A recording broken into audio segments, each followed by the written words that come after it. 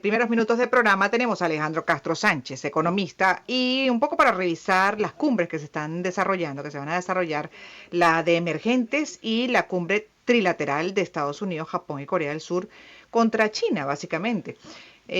Pues la importancia de ambos encuentros con Alejandro Castro Sánchez, a quien le damos la bienvenida y las buenas tardes. Señor Buenas Castro, ¿me tardes, escucha? Gladys. Sí, un saludo a ti, a toda la audiencia de Extra FM y quienes la escuchan por mundoguerra.com. Sí, tenemos un poquito de ruido ambiente. De todas maneras se le logra escuchar, igual si puede mejorarlo, ubicarse en algún sitio donde haya menos ruido, pero bueno, voy adelantando y poniendo en contexto a la audiencia sobre lo que son estos encuentros económicos. La de economías emergentes, y esto lo voy a leer de france24.com. La cumbre contará con la presencia de los líderes de los 5 países miembros, pero también se espera la asistencia de líderes invitados de otras regiones, así como destacados líderes empresariales y figuras internacionales como Antonio Guterres, secretario general de Naciones Unidas. El pasado domingo, el mandatario de Brasil, Luis Ignacio Lula da Silva, se dirigió hacia Johannesburgo con el propósito de asistir a esta cumbre, la de los BRICS. Entre otras dijo, participé de la creación de ese importante grupo y vuelvo para su 15ª reunión entusiasmado con el potencial de Brasil en su retorno al escenario internacional. Dentro de los ejes principales de la agenda que se abordarán en ese encuentro destaca, en primer plano, la cuestión de la expansión del grupo BRICS. Esta cuestión ha sido objeto de debate y controversia entre los propios miembros, porque China ha desempeñado un papel proactivo en la promoción de la expansión del grupo para equilibrar la influencia del G7, liderado por Estados Unidos, una perspectiva que no es compartida por otros de los miembros. La cumbre también brindará una plataforma crucial para abordar el tema de la desdolarización del comercio global, y ahí me detengo un poco para allá empezar a escuchar su punto de vista, su visión al respecto sobre esa reunión, esa cumbre de las economías emergentes, y luego hablaremos de la cumbre trilateral, justamente de Estados Unidos, Japón y Corea del Sur. Sí, en efecto, los BRICS es un bloque que tiene ya más de 3 décadas de fundado, donde hacen el papel parte de los principales países del mundo, como son Brasil, Uh-huh. Rusia, India, China y Sudáfrica. Esta cumbre que está ocurriendo en la ciudad de Johannesburgo, en Sudáfrica, busca, aparte de afianzar el bloque, ver si hay la posibilidad de darle cabida a estos nuevos países que están pidiendo membresía, como por ejemplo son Irán, Argentina e inclusive Venezuela se manifiestan en ello, y también hacer contrapeso con Estados Unidos y lo que sería Europa Occidental en materia de comercio, ver si pueden crear una moneda común y tomar medidas que permitan el asentamiento de esta nueva vía económica que ellos están promulgando. Pero es factible esa moneda común que tenga peso, que pueda funcionar y lograr esa desdolarización que se plantea como objetivo principal en este encuentro. A mí me parece que no es viable, por lo menos en el corto plazo, porque hay muchas barreras que superar.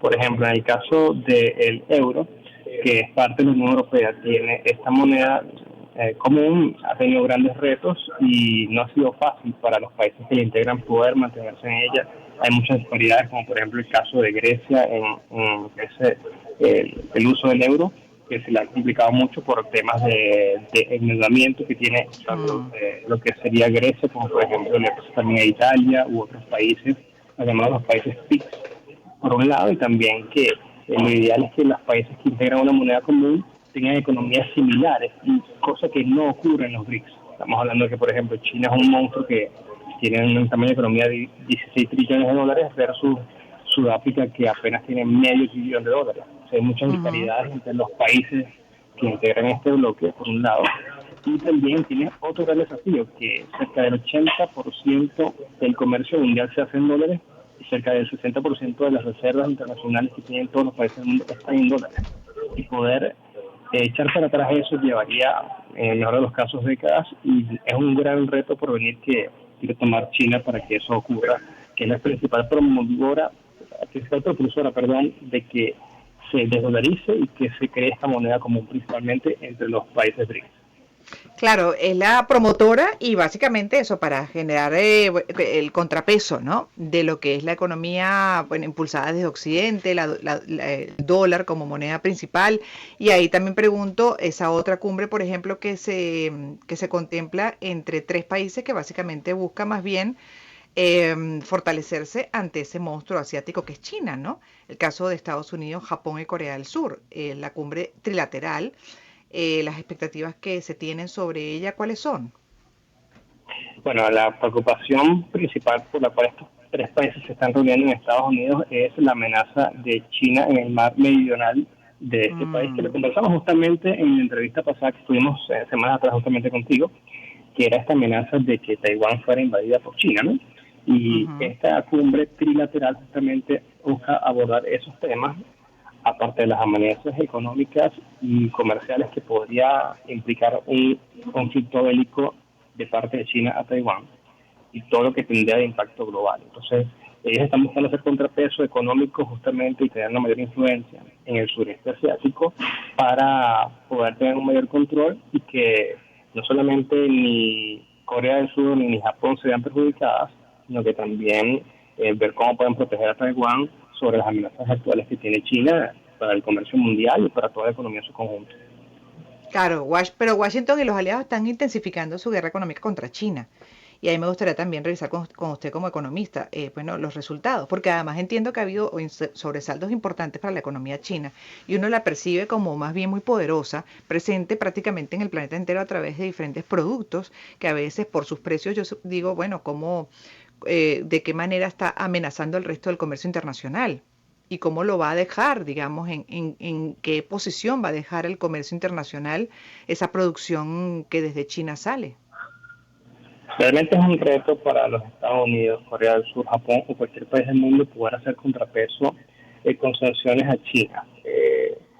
Ya lo están haciendo con en Rusia por la invasión a Ucrania y tiene sus pros y contras, por así decirlo. Rusia se está viendo muy afectada por las sanciones, pero en el caso de China es aún más complejo porque China es el gran productor de bienes a nivel mundial y las balanzas comerciales son usualmente desfavorables hacia con China para la gran parte de los países del mundo. Entonces, Mm. sancionar a China quizás no sea la vía más idónea para poder persuadir al país para disminuir las tensiones con Taiwán. Yo creo que la misma China sabe que dar este paso es muy complejo, porque como lo conversamos en la entrevista pasada, Taiwán es el principal productor de microcomponentes en el mundo, que afectaría directamente si hacen una invasión y esa invasión se complica acá y llega un conflicto bélico aún mayor.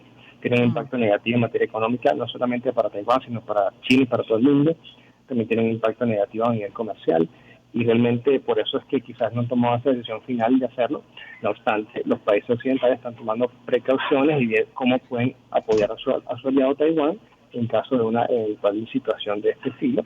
Y por otro lado, los BRICS están viendo cómo se unen más cerca con China en materia de unificar temas de moneda, temas arancelarios, lo cual es realmente muy retador, en especial el tema de unificar la moneda. ¿Le conviene a Brasil aliarse más con China que con Estados Unidos? Pregunto. Realmente yo creo que debe estar de buenas con ambos, porque la economía Ujú. de Brasil depende mucho de ambos para sus exportaciones.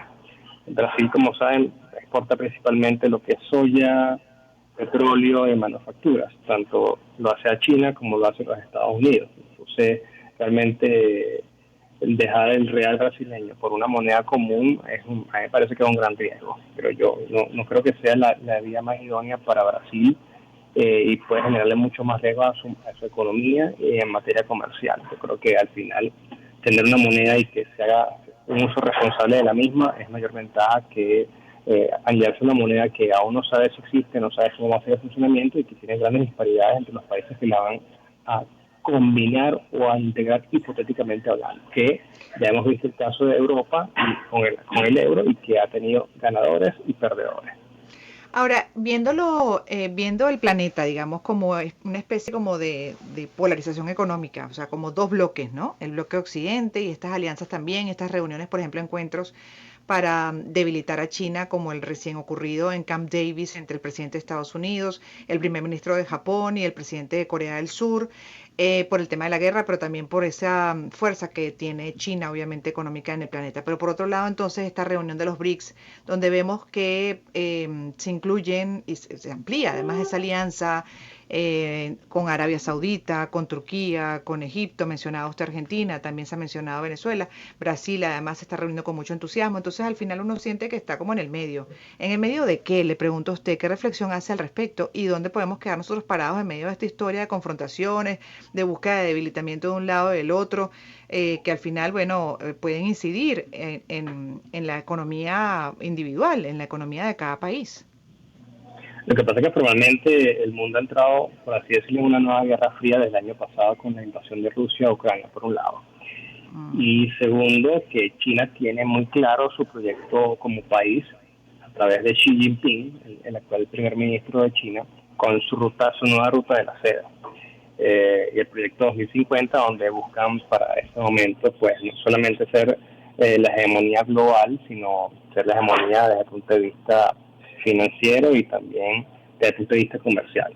China está invirtiendo grandes sumas de dinero en muchos países del sureste asiático, inclusive en África y en Europa Central y el Este, para poder consolidar la ruta de la seda, que le va a permitir poder comerciar con todo el mundo sin ningún tipo de restricciones ni sanciones, porque tiene justamente las amenazas en el mar meridional de China, que quiere evitar con la construcción de autopistas, compra de puertos, lo hizo en Sri Lanka, lo está haciendo también en Grecia, compra inclusive de aeropuertos como lo está haciendo en Toulouse en Francia, y todo esto en aras de poder tener un mayor control del comercio mundial y poder seguir exportando masivas cantidades de productos a todos estos países. Y lamentablemente Estados Unidos y Europa Occidental no tienen un plan global de contrapesos para el plan chino, lo cual, como tú comentabas, nos da en el medio, en el caso venezolano, pues es realmente poco lo que tiene que ofrecer más allá de sí. petróleo y algunos otros productos adicionales.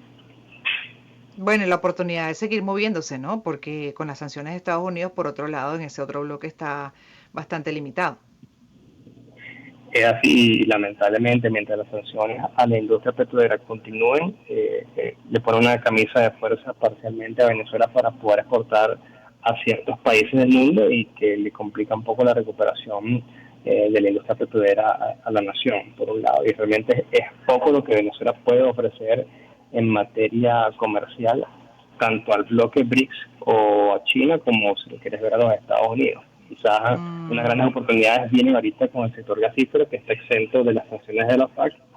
Si solo si las inversiones llegan, ya sea desde el punto de vista de los países de Europa que son los más interesados en las exportaciones de gas a Venezuela, o cualquier otro país del mundo que esté interesado en las mismas, tomando en cuenta los importantes yacimientos que tiene Venezuela.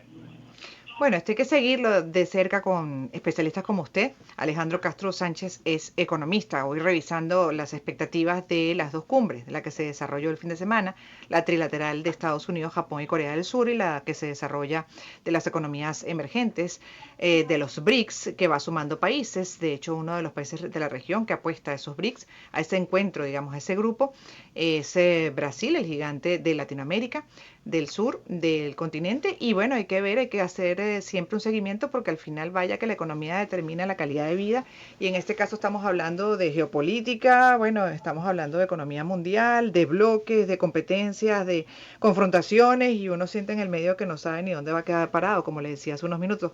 Y ya para despedir su reflexión final. Creo que hay que estar muy atento a las dos cumbres que van a cerrar esta semana y ver qué decisión va a tomar los BRICS sobre si finalmente van a empezar el proceso de generar una nueva moneda común o un Mm, experimento de moneda común por un lado, y si van a generar un mecanismo que permitan a otros países que son candidatos a integrar este bloque, si los van a permitir y cómo hacerlo, porque hay una lista enorme de países que quieren integrarlo, entre eso Venezuela, que están todos a la espera. Y está mm. esa pugna interna de los BRICS, donde China quiere sí o sí desdolarizar, pero Brasil y otros países del BRICS no quieren ingresar nuevos miembros por recelo, principalmente también la India, porque ve cómo la rupia de la India se ve amenazada con el yuan chino, y justamente hay esas disputas internas del bloque de los BRICS que están viendo Mm. cómo se subsana en esta cumbre que está ocurriendo ahorita en Sudáfrica. Yo lo escucho hablar y de pugnas, pugnas, pugnas, y no sé por qué me vino a la mente aquella canción de una serie de televisión, creo que era Qué bonita vecindad. Gracias, Alejandro Castro Sánchez, economista, y son las 3:43. Feliz tarde para usted. Me toca hacer una pausa musical y en breve volveremos para hablar con la doctora Mercedes Schnell, cerrando el seriado de pareja, pero particularmente voy a hablar de la idealización. Idealización como concepto es muy peligroso, muy, muy peligroso. No debemos, además, entender siempre que somos seres humanos con fortalezas, pero también con debilidades, perfectamente imperfectos. La idealización creo que es solo para aquellos, además, creyentes en un ser superior como Dios. De resto, mi amor, siempre con la visión clara y el criterio de realidad de que somos seres humanos, imperfectos. Y el caer en la idealización, pues